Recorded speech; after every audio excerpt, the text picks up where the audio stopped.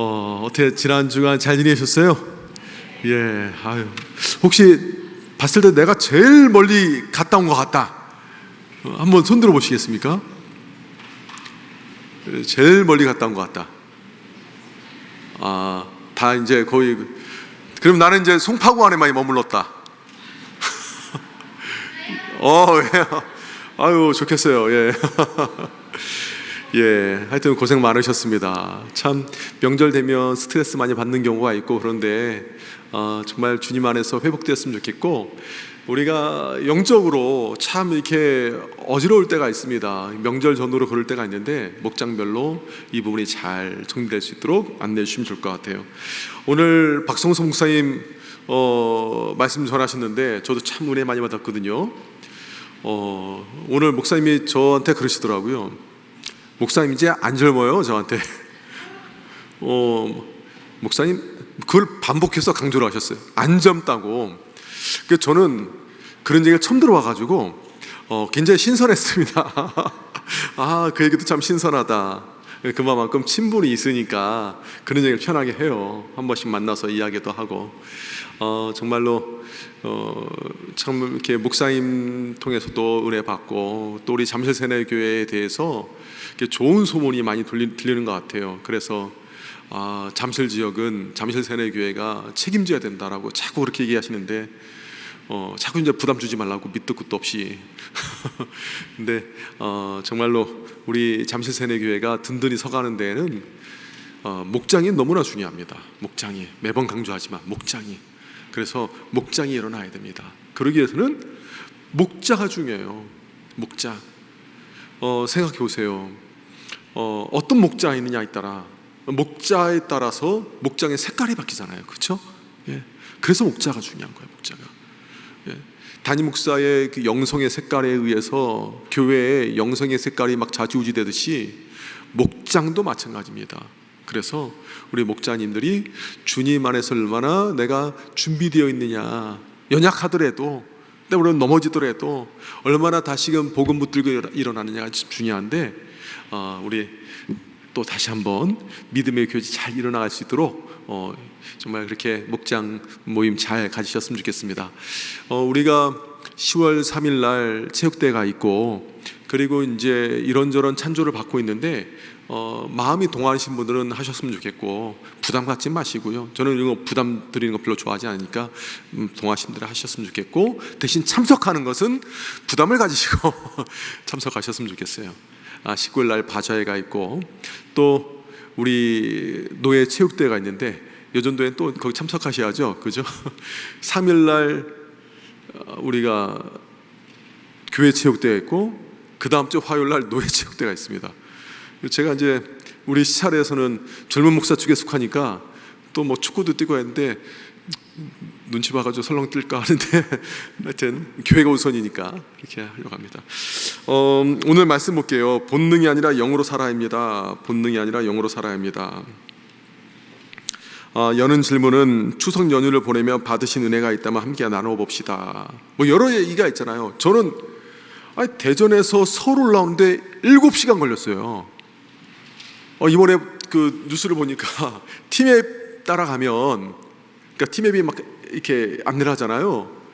그 어떤 분들은 티맵 따라왔는데 논두렁에 갇혀가지고 5시간 동안, 그게 뉴스에도 나왔더라고요. 그러니까 나중에 알고 보니까 티맵이라는 것은 알고리즘이 있어가지고 어디가 막힐 것 같다 하면 다른 길로 인도한다는 거예요.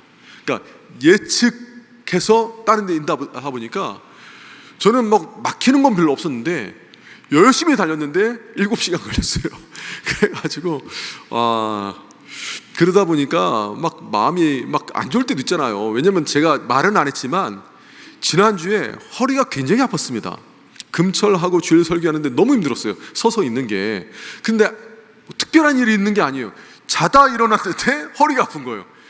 무슨 삐걱하던가 뭐 삐끗하던가 뭐라도 있으면 괜찮겠는데, 자다가 이러니까 황당하더라고요. 창피해서 말도 못하겠고, 약을 먹는데 약도 낫지도 않고. 지금은 괜찮지만, 그런데 7시간 동안 앉아있으려고 하니까 마음에서 복닥거리는 거예요. 그때 제가 영이 저를 지배했겠습니까? 육이 저를 지배했겠습니까? 뭘 그렇게 확신을 하면서 육이 저를 한동안 영이 잘 지배하고 있었어요. 한동안 방심한 틈에 육이 지배하는 거예요. 아니 저는 이렇게 그 교통법규 준수하면서 이렇게 신호 받고 왔는데 뒤에서 BMW가 그냥 빵거리면서 오는데 얼마나 빵거리면서 쫓아오는지 내가 잘못한 것도 없거든요. 제가 보니까 그 사람이 답답해서 그러니까 저 때문에 답답한 게 아니고 본인도 스트레스 받은 것 같아요. 그래서 빵거리고 저는 뭐 제대로 왔는데 그러니까 우리도 영문을 모르겠는 거예요. 얼마나 빵빵거리고 쫓아오던지 순간 유기설을 지배를 해버렸어요. 승질을 나가지고 브레이크 팍 밟고 창문 내릴까 하다가 창문을 안 내렸고 브레이크 팍 잡으니까 뒤에서 이 사람이 정신을 차렸는지 그다음부터 안 따라오더라고요. 그러면서 제가 어떤 생각 들었냐면 순간 너무 창피한 거예요. 뒤에 아들이 있었거든요. 옆에 아내가 있었고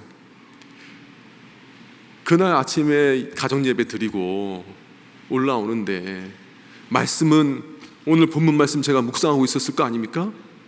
기도는 하나님이 영이 너를 다스리게 없어서 영이 다스리게 없어 기도하고 그 영으로 자꾸 살아가려고 성령이 살려고 하는데 뒤에서 자꾸 방방가 저도 모르게 정신을 놓고 육이 지배하는 모습 보이니까 너무 부끄러운 거예요.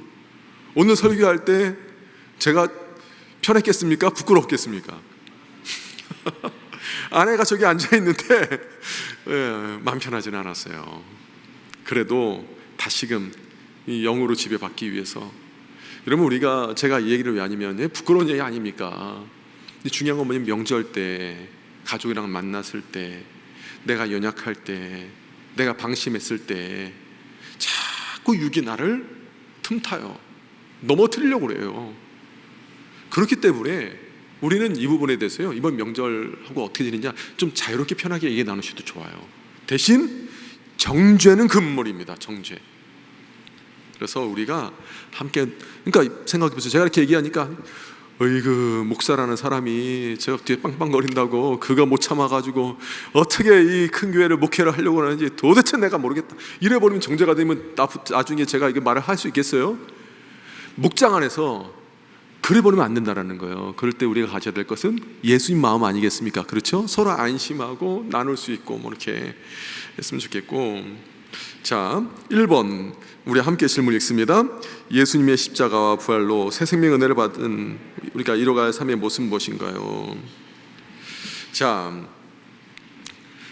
그러므로 영으로 몸의 행실을 주게 됩니다. 그러므로는 제가 말씀을 드렸죠. 무엇이 전제가 된다고 했죠? 로마서 8장 1절에서 11절까지 나를 하나님께서 어떻게 구원하셨는지 저는 정말 이 말씀 묵상하면 한마디로도 표현 안 될 정도로 너무 감격이 되는 거예요. 로마서의 말씀 통해서 십자가와 부활, 사실 저 말씀 전할 때마다 얘기하면 저보다 더 십자가와 부활 말하는 사람도 그렇게 흔치는 않을 거예요. 그죠? 우리 중에서. 왜냐면 저는 맨날 설교를 해야 되니까. 그럼에도 불구하고 이게 은혜가 되고 감격이 되잖아요. 근데 어떻게 나 같은 자를 육신으로 막 육신이 앞장설 때는 어떻게 나 같은 자를 위해서 하나님 이런 일을 하셨는가? 그러므로 우리가 누구에게 빚졌습니까? 말씀 보면은 성령께 빚졌어요. 빚졌다라는 것은 갚아야 되는 거예요. 그렇죠? 그래서 빚졌으면은 거기에 채무 관계가 있기 때문에 항상 의식하게 되고, 그렇죠? 의식하게 되고 내가 좀 더 빚을 갚기 위해서 노력하게 되고 삶에서 좀 저축도 하고 뭐 그런 거 아닙니까? 하물며 성령께 빚졌으면 하나님께 빚진 거예요. 하나님께. 그런데 그 빚이 우리가 뭐 물질의 빚을 진 게 아니고 은혜의 빚을 진 거예요. 성령의 빚을 진 거예요. 나를 구원하기 위해서 하나님께서 이 일을 하셨는데, 그러니까 내 삶에서 하나님을 바라봐야 되는 거예요. 성령의 은혜 가운데 살기를. 하나님께서 우리에게 바라는 건 다른 게 아닙니다. 무엇입니까? 잘 살아라는 거야. 잘 살아. 어떻게? 성령으로 사는 게 잘 사는 거잖아요. 영으로 몸의 행실을 죽이는 거. 예.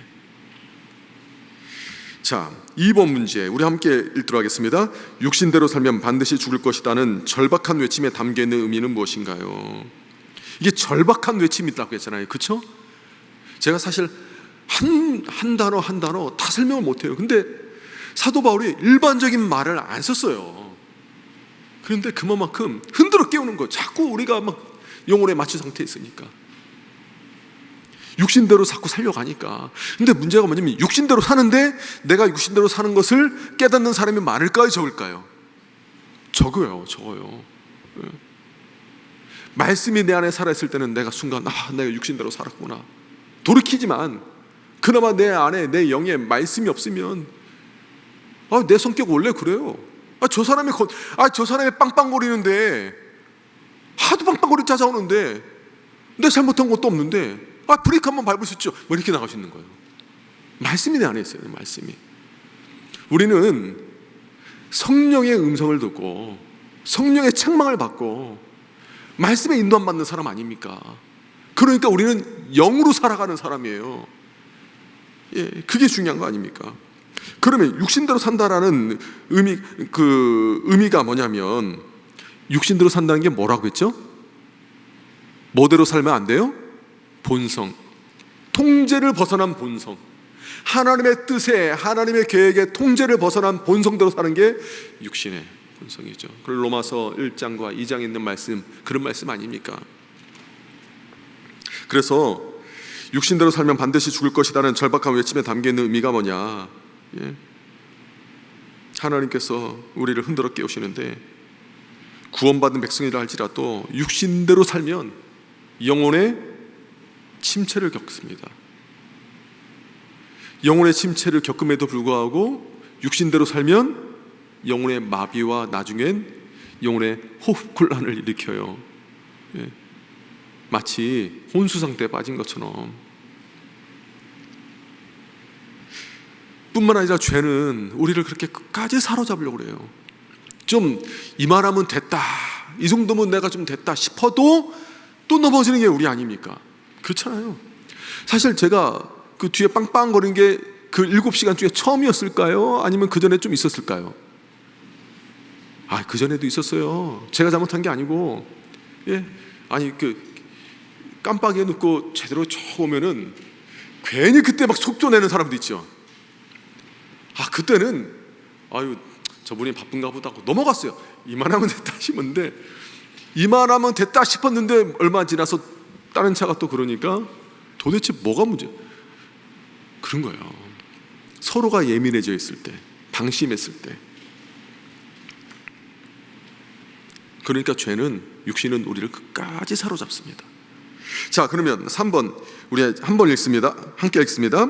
육신의 본성을 따르는 사람과 성령의 인도함을 받는 사람은 각각 어떤 삶의 특징이 나타나는가요? 육신의 본성은 한마디로 말하면 어떻게 합니까? 나누게 하죠. 그렇죠?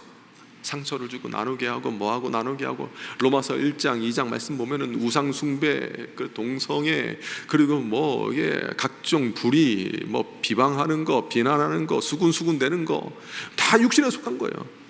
그러니까 교회도 보면은 육신이 강한 교회가 있고 성령의 충만함 받는 교회가 있어요. 육신에 강한 교회는 어떤 교회입니까?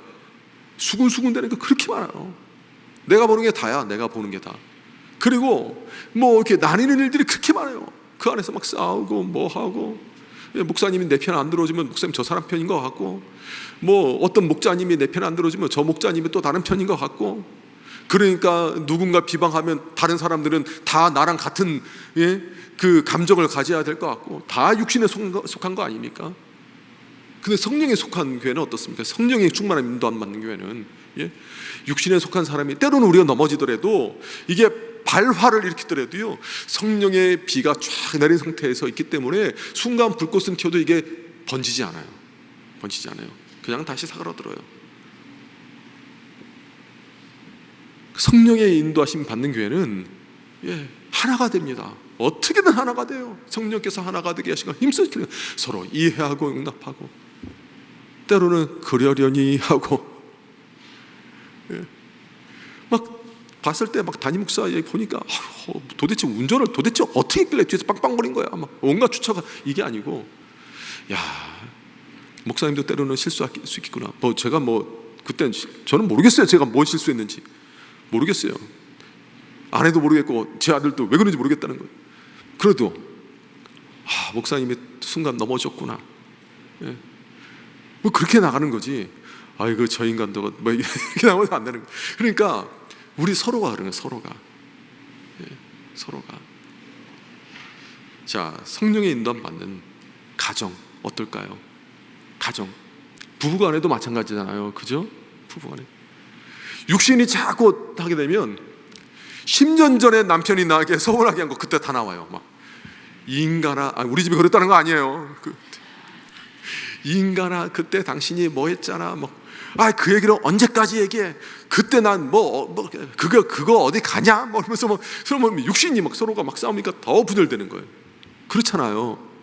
근데 영의 인도함을 받으면 어떻습니까? 어떻게 됩니까? 당신의 그 연약한 부분, 가슴이 아파서 내가 하나님께 기도하러 나가겠다고, 남편을 위해서 기도하겠다고, 아내를 위해서 기도하겠다고, 자녀 위해서 기도하겠다고.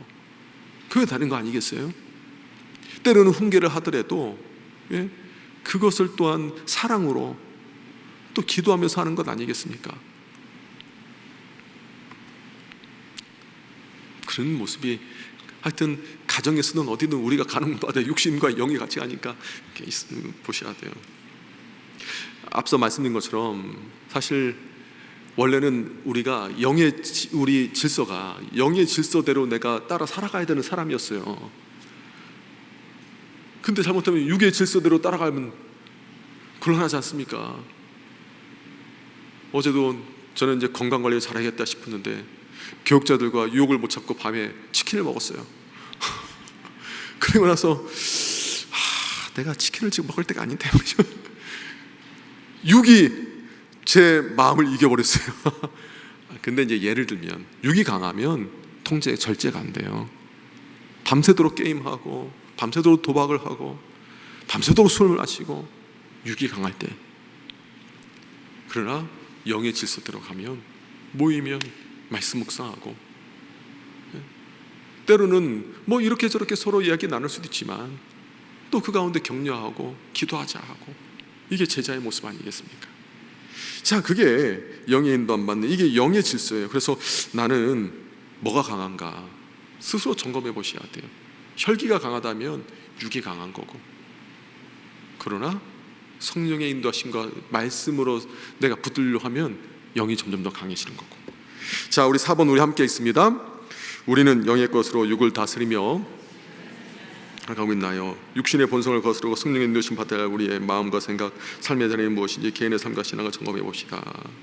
이건 제가 이제 지금 말씀드린 거고요. 한마디로 말해서 성령 충만입니다. 정말 하나님께서 그러니까 최근에 그 각 교단별로 이제 지금 총회를 할 때예요. 근데 고신 알죠? 고신 총회에서 자꾸 이제 무슨 이렇게 헌의가 와서 이렇게 신학 조사를 해서 어떤 결론 내냐면, 강아지를 위한, 반려견을 위한 위로 예배 가능합니까? 예, 반려견을 위한 위로 예배, 장례 예배 가능합니까? 왜냐면 장례 있으니까. 신학적으로 불가하다. 왜냐? 강아지는 영이 없기 때문에. 그리고 우리 인간은 그 영이 하나님 앞에 갔기 때문에 하나님 앞에 예배를 드리며 유가족들을 위로하고, 그리고 우리가 영인 존재로서 하나님께 인생의 처음 시작부터 마지막까지 다 예배로 시작하여 예배를 바치지 않습니까? 가능한데 반려견은 불가하다. 그러나 신방을 통해서 위로를 하는 게 좋다, 이렇게 나오는데, 어쩌다 이 얘기를 제가 지금 하고 있는지 깜빡깜빡해서 놓쳐버렸어요. 근데 중요한 건 뭐냐면 나는 지금 뭐가 강한지를 한번 점검해 보시고 그랬으면 좋겠고요. 우리의 삶에서 내가 어떤 열매 맺고 있는지, 어떤 열매 맺고 있는지, 상속자됨에 대한 묵상을 많이 하셨으면 좋겠어요. 특히나 가족 중에 예수 믿지 않는 분들 있잖아요. 그러면은 고난이 있을 수 있어요. 시집살이를 하기도 하고, 사실 저희 어머니도 시집살이 만만치 않게 하셨거든요. 그리고 저희 할머니가 나중에 저희 부모님이 모셨는데요, 치매 걸리셨어요, 예전에. 근데 우리 아버지는 그걸 몰랐어요. 그러니까 치매가 처음부터 팍 걸려버리면 괜찮은데 아버지 볼 때는 멀쩡하셔요. 근데 이상하게 얄궂게도 아버지만 안 계시면 이제 치매 증상이 나타나는 거예요. 그래서 어머니가 이런 음식 저런 음식 다 해드렸는데 아버지가 오시면 오늘 밥 한 끼도 안 먹었다야 이래버리면 우리 아버지는 내가 없는 동안 이 사람이 우리 어머니를 굶겼나? 그렇게 젊은 날에, 아무리 젊은 날에 우리 어머니가 시집살이를 시켜도 노인이 돼서 이렇게 박해를 하나? 오해를 하실 거 아니에요. 이게 매번 그러신 거예요. 매번. 처음 먹는다야 뭐 한다. 한동안 어머니가 힘들어하셨어요. 그러면서 뭐 예수 믿는 며느리가 뭐 어쩌 이럴 수 있냐. 그때만 해도 우리 아버지 예수 믿지 않으시는데 그 교회 나가지 마라. 막 그런 별일이 다 있었어요. 어머니가 막 금식기도 하고 막 그러셨어요. 그럴수록 더욱더 부모님, 저희 할머니께 최선을 다해서. 근데 나중에 아버지가 아셨죠. 할머니가 치매에 걸리셨다는 걸 처음에 못 받아들이시다가 나중에 치매 있는 거 알고 아버지도 충격받으셨고. 그런데 정말로 우리가 성령을 따라 살다 보면 참아야 될 때가 있어요. 억울할 때 있잖아요. 그렇죠? 그런데 내가 그냥 교회 괜히 다녀가지고 불편하기만 하고 갈등만 있고 이게 아니고 하나님께서 알아주시지 않습니까? 성령으로 따라가는 사람은 뭐예요? 상속받는다는 거예요. 이 땅에서도 그 상속받는 게 크잖아요. 근데 하나님께 상속받는 걸 얼마나 크겠습니까? 게다가 증여세 없어요. 하나님께 상속세 없어요. 다 받아서 왕노릇하는 거예요. 그러니까 고난도 받을 수 있지만 하나님 앞에 내가 아들, 딸이니까 상속자임을 기억하고 예수님 걸어가셨던 그 길 함께 걸어가는 게 얼마나 귀합니까? 그렇게 우리가 영으로 살아가기를 서로 위로하고 격려하고 목장 안에서 함께 일어나면 좋을 것 같아요. 혹시 질문이 있으신 분? 없죠? 기도하고 마치도록 하겠습니다. 하나님 아버지 감사합니다. 하나님, 우리가 영이 이끄는 성령 충만한 삶을 살아야 되는데 때로는 육이 앞서서 실수할 때가 있고 후회할 때가 있고 하나님 아버지여 주님 보시기에 안타까울 때가 있습니다. 그럴 때 우리가 주저앉은 자리에 그냥 좌절하는 것이 아니라 다시금 우리를 교훈하시는 성령의 음성 말씀 붙들고 일어나게 하여 주시옵소서. 그리하여 우리가 점점 더 영이 강해져서 영의 질서 가운데 살아가게 하시고 성령으로 살아갈 수 있는 우리가 되게 하여 주시옵소서. 목장에 큰 위로가 있게 하시고 주님 바라보는 역사가 일어나게 하여 주시옵소서. 감사드리오며 예수님의 이름으로 기도합나이다. 아멘. 수고하셨습니다.